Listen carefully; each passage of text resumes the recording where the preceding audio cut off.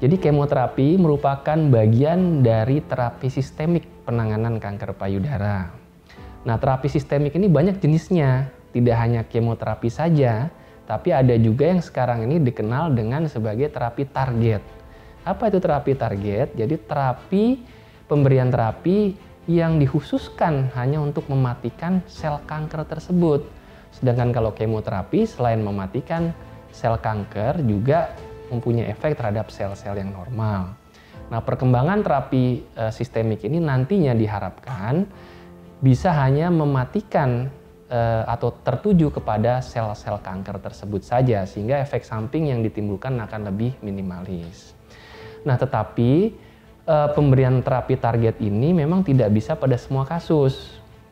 Itu harus diseleksi dulu kasusnya. Jadi pada kasus kanker payudara yang tipenya cocok, mempunyai tipe tertentu yang memungkinkan untuk tidak dilakukan kemoterapi, itu bisa saja.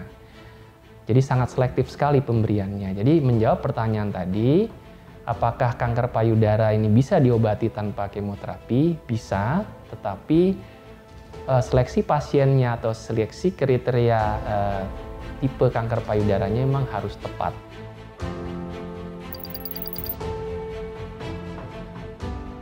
Jadi kanker payudara, penyebaran pada kanker payudara ini memang harus kembali dilihat pada subtipenya. Jadi kanker payudara itu mempunyai berapa subtipe atau beberapa jenis.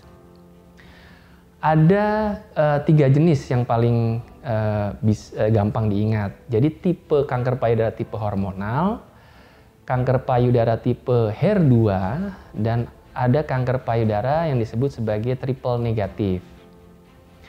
Nah, dari ketiga jenis ini, kecepatan pertumbuhannya itu tentu berbeda-beda. Jadi kalau kita mengacu misalnya pada waktu ada satu penelitian yang menilai pertumbuhan kanker payudara dalam waktu 3 bulan. Nah, kecepatan kanker itu tumbuh untuk bermultiplikasi, jadi misalnya 1 sel menjadi 2 sel, 2 sel menjadi 4 sel dan seterusnya, atau yang kita sebut sebagai doubling time. Maka doubling time ini semakin tinggi pada tipe yang triple negatif. Jadi pada kurun waktu kurang dari 3 bulan, maka kecepatan pertumbuhan sel kanker payudara yang khususnya triple negatif ini lebih tinggi dibandingkan jenis yang lain atau khususnya pada tipe hormonal. Jadi memang kecepatan ini memang berbeda-beda tergantung dari subtipenya tadi. Baik, pada umumnya kalau di dunia, di negara maju contohnya ya, atau di negara barat, itu banyak sekali kanker payudara yang ditemukan di usia yang lebih tua, sekitar 50 tahun ke atas, atau pada usia menopause. Tetapi berbeda di daerah Asia, khususnya Asia Tenggara. Contoh seperti di Indonesia, ini banyak kanker payudara yang ditemukan di usia yang lebih muda. Jadi kalau dari satu penelitian, Indonesia kita lihat bahwa rata kanker payudara di Indonesia itu muncul sekitar usia 48 tahun, 48 sampai 50 tahun. Tapi perlu diingat bahwa sekitar 10% kanker payudara itu bisa ditemukan di usia yang sangat muda. Jadi batasannya itu 40 tahun. Jadi sekitar 10% kanker payudara, ini hasil penelitian juga di Indonesia, itu bisa ditemukan di usia di bawah 40 tahun atau yang kita sebut sebagai young breast cancer atau kanker payudara yang ditemukan di usia muda. Dan sifat dari kanker payudara yang ditemukan di usia muda ini memang relatif lebih cepat pertumbuhannya. Jadi sehingga kembali tadi ke konsep awal bahwa setiap ada benjolan di usia berapapun sebaiknya segera dilakukan pengecekan untuk kita bisa memastikan apakah ini berbahaya atau tidak.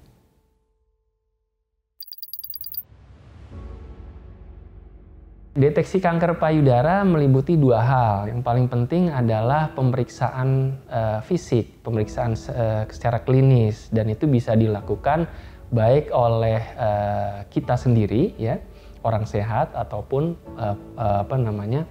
masyarakat umum sendiri, ataupun melalui pemeriksaan reguler ke dokter. Nah, Untuk masyarakat umum, apa yang bisa dikerjakan yaitu dengan melakukan pemeriksaan payudara sendiri atau sadari. Jadi biasanya dilakukan pada hari ke-7 sampai dengan 10 dari hari pertama menstruasi, itu dilakukanlah pemeriksaan sendiri. Ya. Yang kedua, bisa melakukan pengecekan ulang ke dokter secara berkala, ya, misalnya sekitar usia di bawah 40 tahun sekitar 3 tahun sekali, atau setelah 40 tahun ke atas bisa dilakukan setiap tahun. Itu dilakukan pemeriksaan fisik oleh dokter.